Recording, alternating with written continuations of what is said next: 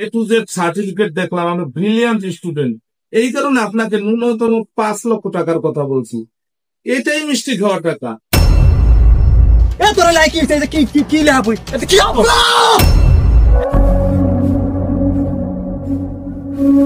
Brilliant হওয়া সত্ত্বেও যখন মাসের পর মাস, বছরের পর বছর প্রতিষ্ঠানের দ্বারে দ্বারে ঘুরে তারপরও চাকরি হয় না, কারণ এই দেশে মেধার কোনো দাম নাই।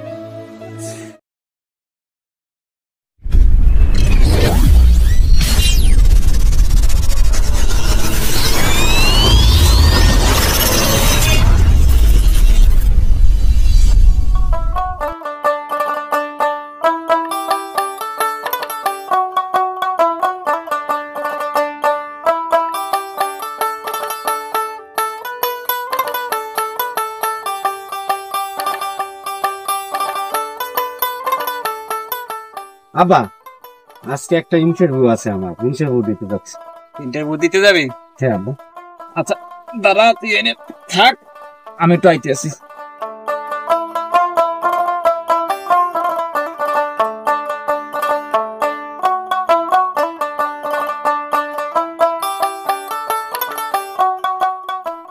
নে এটা রাখ।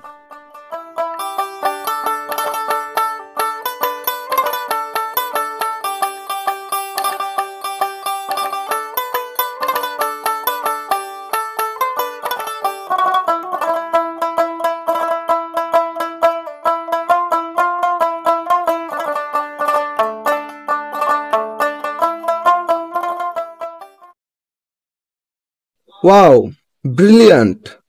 সুজন সাহেব, আপনার রেজাল্ট তো দেখতেছি খুবই ভালো। এর আগে কোথাও চাকরি করছেন? জি না স্যার। ও, আপনার রেজাল্ট তো মাশাআল্লাহ খুবই ভালো।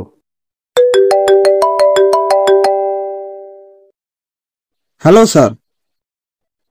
হ্যাঁ স্যার। ওকে স্যার, ওকে ওকে ওকে স্যার, আপনি এ নিয়ে কোনো চিন্তা করবেন না। আসসালামু আলাইকুম।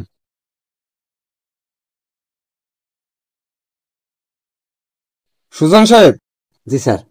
আমি অত্যন্ত দুঃখের সাথে জানাচ্ছি যে এই চাকরিটা আমি আপনাকে দিতে পারতেছি না, কারণ এইমাত্র এমপি মহোদয় আমাকে ফোন দিয়েছেন। তার রেফারেন্সে একজন লোক আছে, চাকরিটা তাকেই আমাদের দিতে হবে। এখানে আমার কিছু করার নাই, আপনি এখন আসতে পারেন।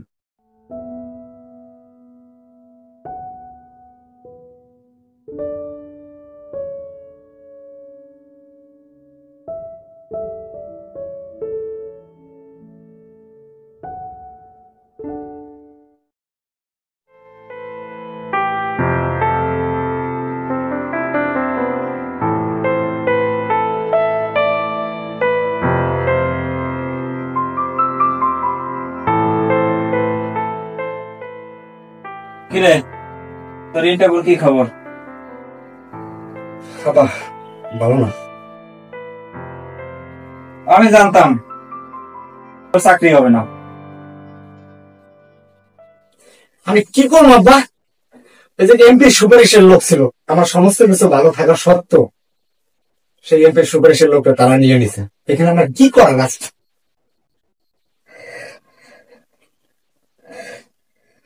একই তো কথা শুনতে আছি আজ থেকে না, অনেকদিন ধরে একই কথা।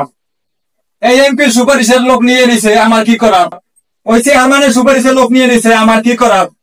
তোর তো কিছুই করার নাই। এবার তো চাকরি চুকরি করা লাগবে না, আর ইন্টারভিউ দিতে দেওয়া দরকার নাই। সোজা আমার লগে কাজ করবি, আর চাকরি দরকার নাই আমার।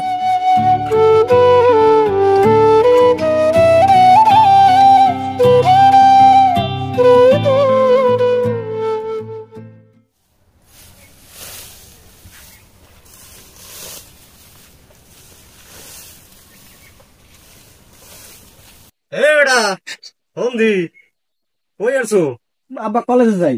কি কলেজে যাও? কলেজে যা লাগবে না, লাও লাও ভাই লাও। লেখাপড়া করি হবে কি? দেখছো বেরি মোতালেব কাকুর ছেলে রে, জায়গা জমি বেশ কিয়া কতগুলা লেখাপড়া করাইছে, একটা চাকরি আইসুন তো জোড়ে নাই। ওই বেড়া দোকানে পথে গাড়ে কানতে কানতে অস্থির হয়ে যাইতেছে। লাও লাও বাড়ি লাও। ওই যে গরু খেতে আছে চারটা, আরো 2টা কিনবো নে, আমার লাগে 1 লাখে কাজ কাম করবো আনে। এই যুগে লেখাপড়ার কোনো দাম নাই। হাট বেটা হাট, আবার সাইডে সুস্কান লেখাপড়া করা লাগবে না। হাট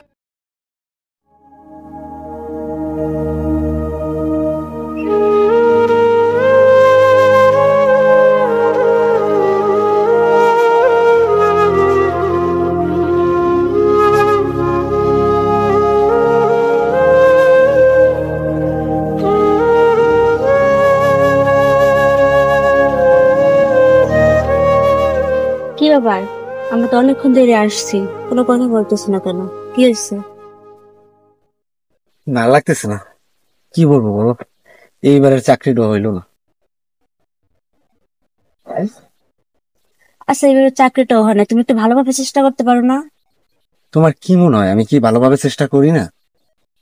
আমি আমার সর্বোচ্চ দিয়ে চেষ্টা করি, কিন্তু কি করবো বলো, যে জায়গায় ইন্টারভিউ দিতে যাই, যে কোম্পানিতে যাই, তাদের পছন্দ মতো, তাদের আত্মীয় স্বজন অথবা উপরের সুপারিশ প্রাপ্ত তাদেরকে নিয়ে না, এখানে শিক্ষাগত যোগ্যতার কোনো ভ্যালু নাই।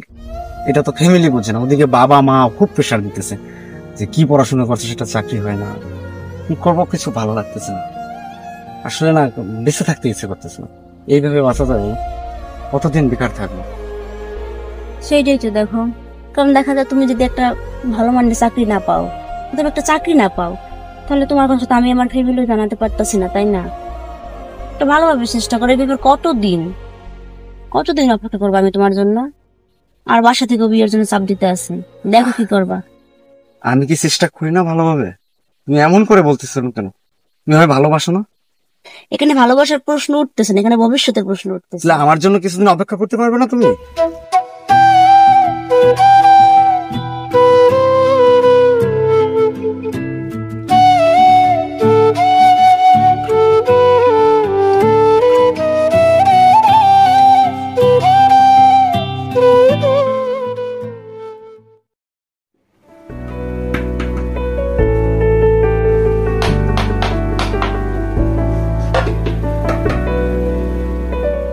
আব্বা, কে? আমার কিছু টাকা দাও। কিসের টাকা? আব্বা, একটা ইন্টারভিউ আছে। আমি কোনো টাকা দিতে পারবো না। আব্বা দেও না, আজকে চাকরি হওয়ার সম্ভাবনা আছে। আব্বা,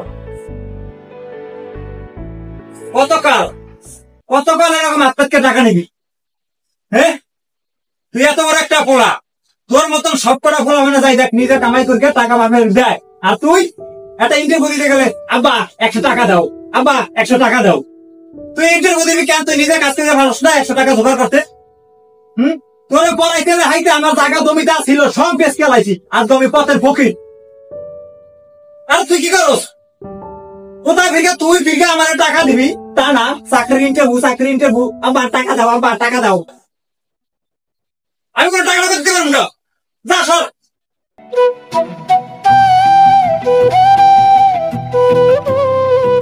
এই খেলা এদিকে আয়।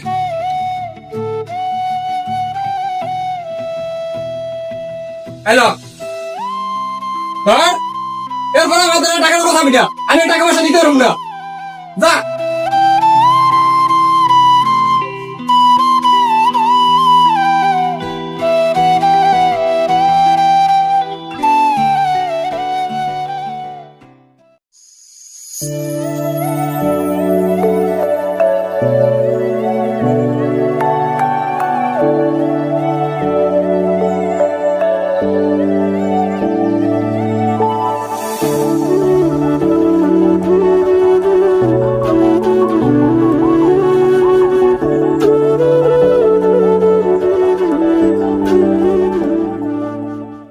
স্যার আসতে পারি?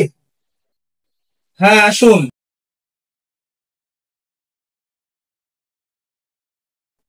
হ্যাঁ বসুন না। Thank you sir. ধন্যবাদ। দেখি আপনার সার্টিফিকেট গুলো দেখান তো। জি স্যার।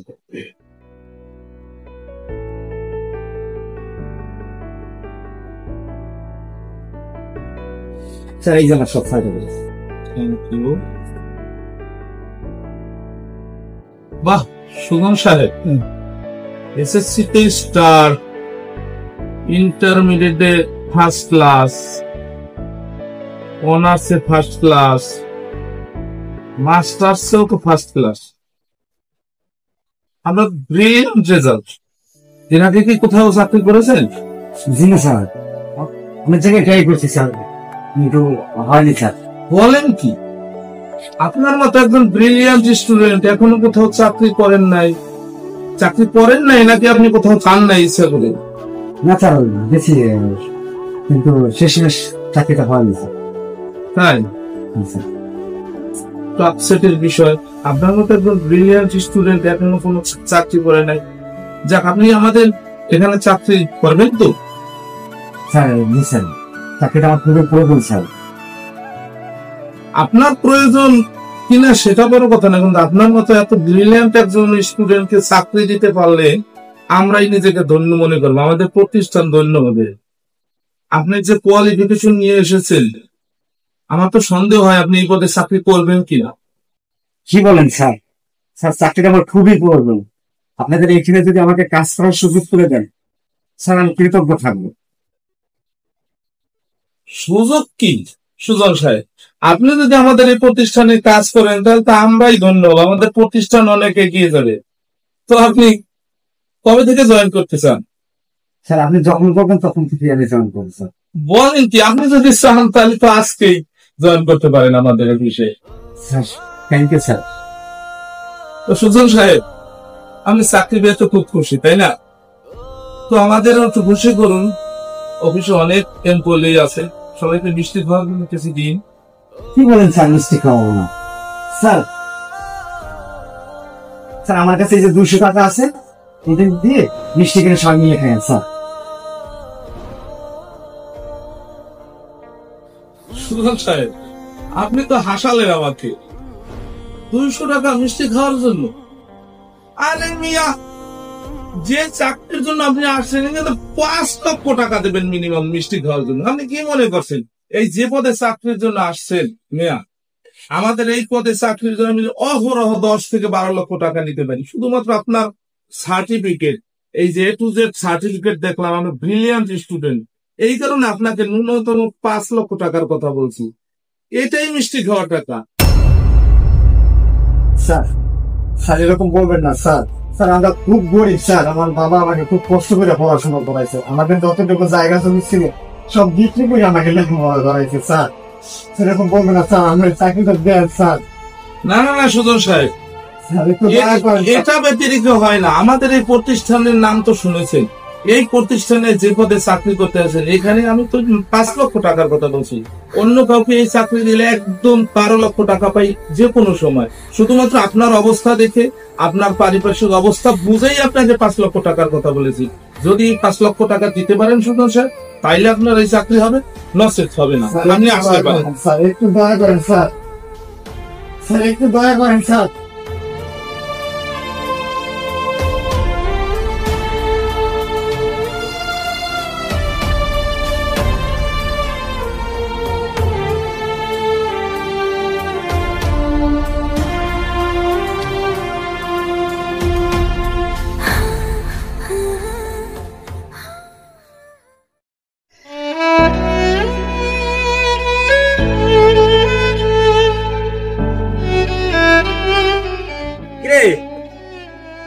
তোর ইন্টারভিউর কি খবর? না আব্বা, চাকরিটা হয় নাই। তবে ওই তো আব্বা, যদি মিষ্টি খেতে 5 লক্ষ টাকা দিতে পারতাম তাইলে ওই তো। 5 লক্ষ টাকা তোরা লেহাইতে পারে তো আগে তো আমার সবকিছু খুয়াইছি। বাহাই তো আছে এই ভিডিওটা বেশ, এই ভিডিওটা বেশ কে লইয়া যা। এই ভিডিও বেশ তো মনে হয় 5 লক্ষ টাকা হবে না। এত বাইরে বেশ তোর বাইরে তো 2টা কিডনি আছে, এই একটা বেশ কে এইবার 5 লক্ষ টাকা নিয়ে যা। এ তুই কি লেখছো সারা জীবন? এ তোর লেহাই হয়েছে কি কদি? হ্যাঁ এ লেখলে পড়লে যদি চাকরি নয় এরম লেখা লেখবো কেন? এ কি লেখছস কদি? মাথার ভিতরে কিছু ঢোকে না? লেখলে আবার টাকা লাগবে কেন? তোর লেহান কে তো না, যদি গরু বাঁচতাম তাও ভালো ছিল। গরুটা পারলে প্রতিদিন দুধ দিত, 6 মাস পর বেচলে আমি 1 লাখ টাকা বেচতে পারতাম। এ তোর লেহাই কি হয়েছে? কি লেখা বই? এটা কি হবো? একটা কথা কব না। মার মার মার মার মার মার ভাই তো আছে বাইরে, মার মার মার মার মার মানুষ না কাল দিলি দে দে দে দে দে কি করু দে দিয়ে আই গেল তো বাইরে।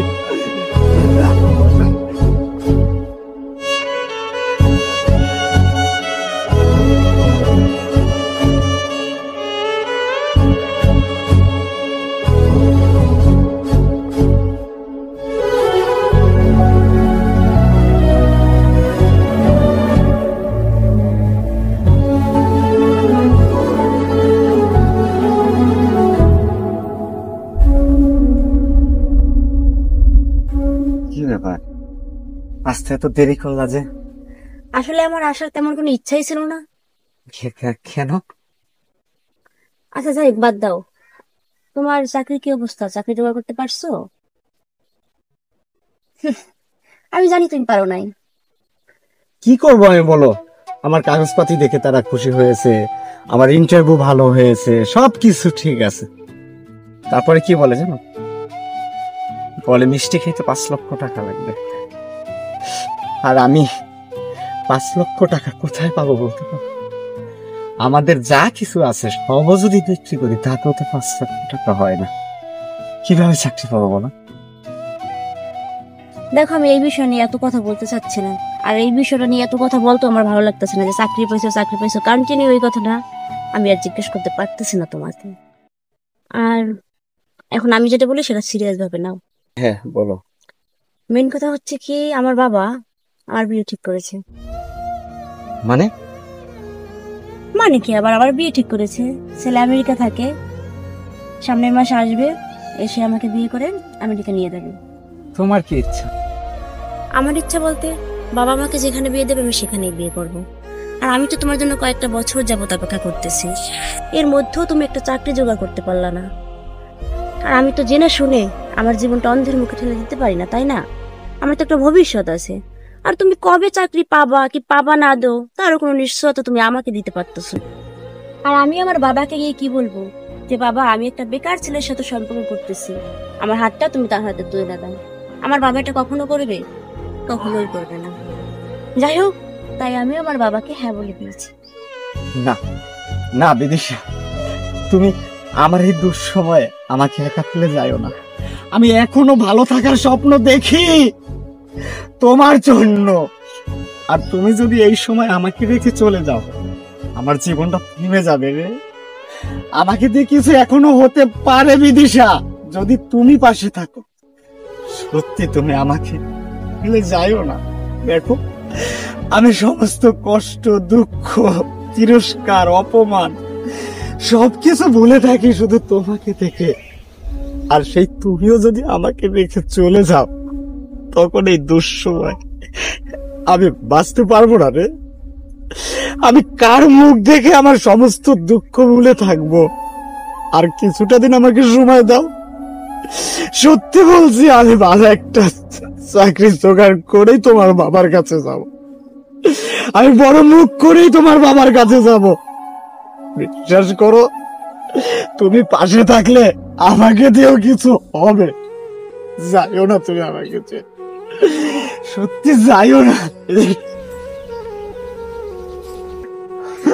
দেখো, তোমার এই ইমোশনাল গুলো কিন্তু আমার উপর আর কোনো প্রভাব ফেলবে না, কারণ আমি বাবাকে অলরেডি কথা দিয়ে ফেলেছি। আমার হাতে এখন কিছুই নেই, আমার করার কিছুই নেই। যাই হোক, তুমি ভালো থাকো আর ভবিষ্যতে একটা চাকরি পাও। আমি আশা করি একটা চাকরি পাবো, আল্লাহর কাছে কামনা করি। ভালো থাকবো, ঠিক আছে? বাই। যাইও না, আমার একা একা যাইও না। আমি কিভাবে থাকবো?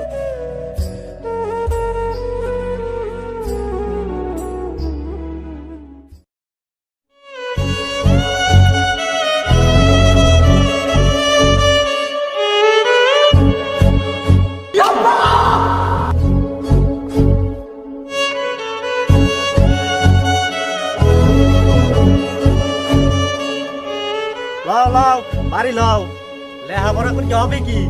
দেখছই বেরি মোতালেব কাকুর ছেলে রে, জায়গা তুমি বেশ গিয়া কতগুলো লেহাপড়া করাইছে, একটা চাকরি আজ পর্যন্ত জোটে নাই। একটা কথা বলো না। মার, মার, মার, মার, মার, মার।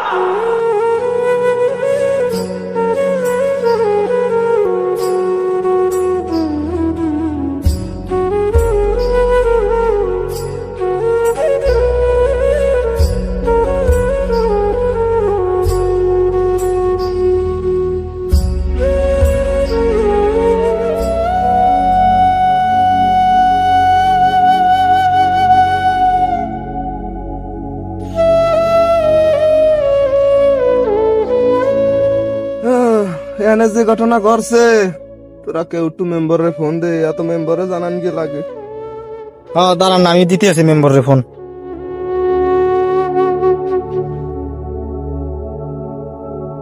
ও জায়গা তো লোকজন কেন, মানে কি হয়েছে?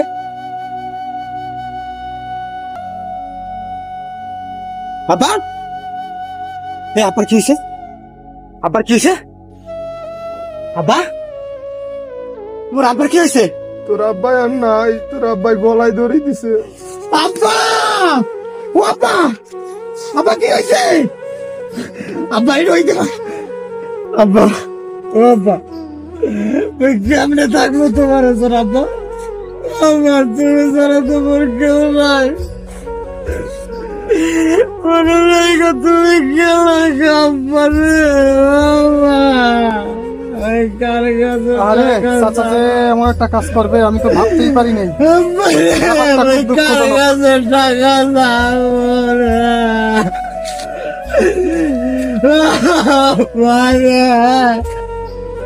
যাই হোক, কি আর করার, আমি পুলিশে ফোন দেই।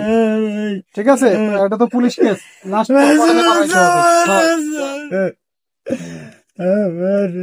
দাঁড়ান, কোথাও ফোন দেবেন না। আমার আব্বার লাশ কোথাও যাবে না। সুজন, একটু শান্ত হও প্লিজ। আমি তোমার মনের অবস্থাটা বুঝি। তোমার বাবা আত্মহত্যা করছে, আইন অনুযায়ী লাশ পোস্টমর্টমে পাঠাইতে হবে, এটাই নিয়ম। তুমি তো একজন শিক্ষিত ছেলে, তুমি তো সবকিছুই বোঝো। আমি শিক্ষিত? আমি শিক্ষিত তাই না? আরে আমি শিক্ষিত হয়েছি বলেই তো আমার বাবার লাশ আমার চোখের সামনে। এই শিক্ষাই আমার জীবনে কালো হয়ে দাঁড়িয়েছে।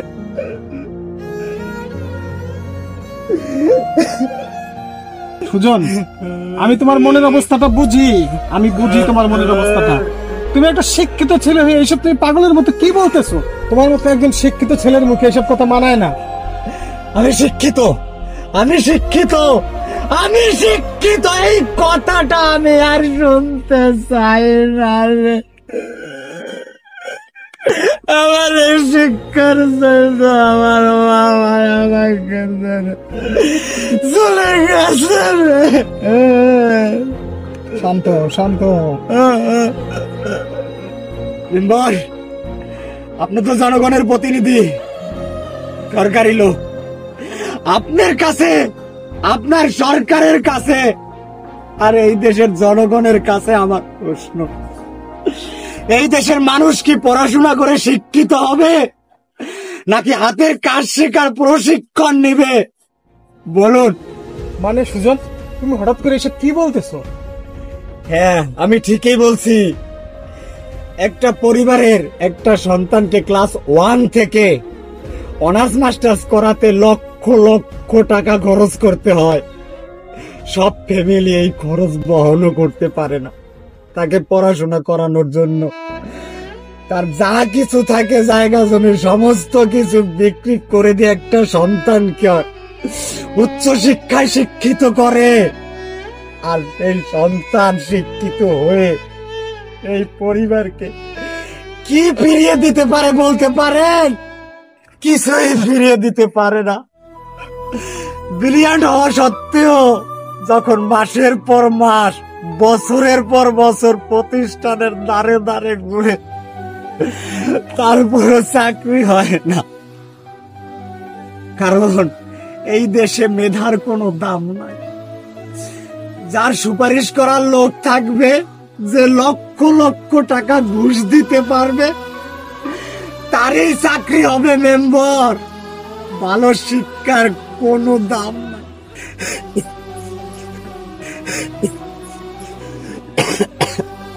এই লক্ষ লক্ষ টাকা কোথায় পাবো? আমার পড়ালেখা করাইতেই তো আমাদের যা কিছু ছিল সমস্ত কিছু বিক্রি করে দিছে, আর এখন এই টাকা কোথায় পাবো? মেম্বার, একটা কথা নিখুঁত ভাবে চিন্তা করছেন? একটা ছেলের 1 থেকে অনার্স মাস্টার্স করতে এই জীবন যৌবনের অর্ধেকটা শেষ হয়ে যায়, আর সেই বয়সে এসে যদি চাকরি না পায়, সে তখন ফ্যামিলিকে কিভাবে চালাবে? ফ্যামিলির কথা বাদ দেন, তার নিজের পেটটা কিভাবে চালাবে মেম্বার বলতে পারেন আপনি? আর সে যে জমি খেতে কাজ করে খাবে সেই যোগ্যতা তো তার নেই, কারণ সে যে পড়াশোনা করে সময় কাটিয়েছে, আর এখন নতুন করে যে কাজ শিখবে সেই সময়টাও তো তার থাকে না। তাহলে এখন সে কি করে বাঁচবে? আর ধরুন কেউ যদি এই উচ্চ শিক্ষায় শিক্ষিত হওয়ার বলদ না সেজে, সে যদি মাধ্যমিক পাশ করার পর যে কোনো হাতের কাজ শিখতে যায়, তাহলে মনে রাখবেন ওই অনার্স মাস্টার্স কমপ্লিট হতে যত সময় লাগে তার অর্ধেক সময়ের মধ্যে সে হাতের কাজ সম্পূর্ণ পারদর্শী হয়ে জীবনে প্রতিষ্ঠিত হতে পারবে। আর না হোক 3 বেলা 3 মুঠো খাবার তো জুটবে।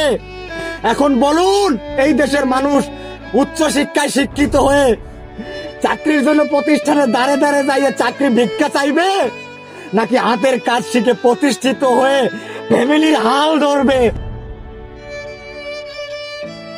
মেম্বার সাহেব, আমি জানি প্রতিটি মানুষেরই শিক্ষিত হওয়া অতি জরুরি, কিন্তু যে দেশে শিক্ষিত হলে 2 বেলা 2 মুঠো খাবার জোটে না, সেই দেশে শিক্ষিত হয়ে কি লাভ বলুন? উত্তর দিন মেম্বার। একটা কথা মনে রাখবেন, যার ঘরের টেবিলে কারি কারি বই থাকে তারে আমাদের এই সমাজ কোনো মূল্য দেয় না, কিন্তু যার ঘরের আলমারিতে কারি কারি টাকা থাকে তাকে এই সমাজ মূল্য দেয়। আমার বাবা অনেক কষ্ট করে তার মাথার গাম পায়ে ফেলে জমি জমা বিক্রি করে আমাকে লেখাপড়া করিয়েছে। ভাবছে পোলায় লেখাপড়া শেষ করে অনেক বড় চাকরি করবে। বাবারে, চাকরি পাওয়ার পর তো জমি জমা আমার সব কিছু ফিরিয়ে পাবো। বাবা রে, কিছুই দিতে পারলাম না তোমায় রে বাবা। ও বাবা রে, ও বাবা রে, তুমি আমার মাফ করে দাও।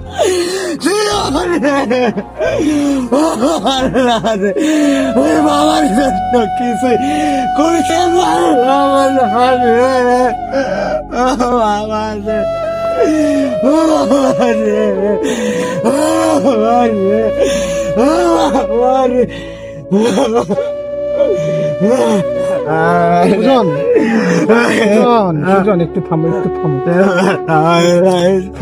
একটু থামো। তুমি যে প্রশ্ন আজকে আমাকে করছো, এই প্রশ্নের উত্তর আমি তোমাকে দিতে পারবো না সুজন। এই প্রশ্নের উত্তর দেওয়ার ভাষা আমার জানা নাই। কোন ভাষায় আমি তোমাকে এই প্রশ্নের উত্তর দেবো বলো? তুমি আজকে আমাকে যে কথাগুলো বলছো, এই কথাগুলো শোনার পরে মানুষের বিবেক একটু জাগ্রত হলেও হবে, বুঝতে পারছো? একটু জাগ্রত হলেও হবে। আর তোমরা শোনো, সুজন কিন্তু শিক্ষাকে অপমান করে কিছু বলেনি। শিক্ষার প্রতি ওর সম্পূর্ণ শ্রদ্ধা আছে। ও যে কথাগুলো বলছে, শিক্ষিত মানুষের কিছু শিক্ষার অপব্যবহারকারীদের বিরুদ্ধে এই কথাগুলো বলছে। মানুষ অবশ্যই শিক্ষিত হবে, কিন্তু সেটা যেন সুশিক্ষায় শিক্ষিত হয়। এটাই হোক সমাজের কাছে আমাদের প্রার্থনা।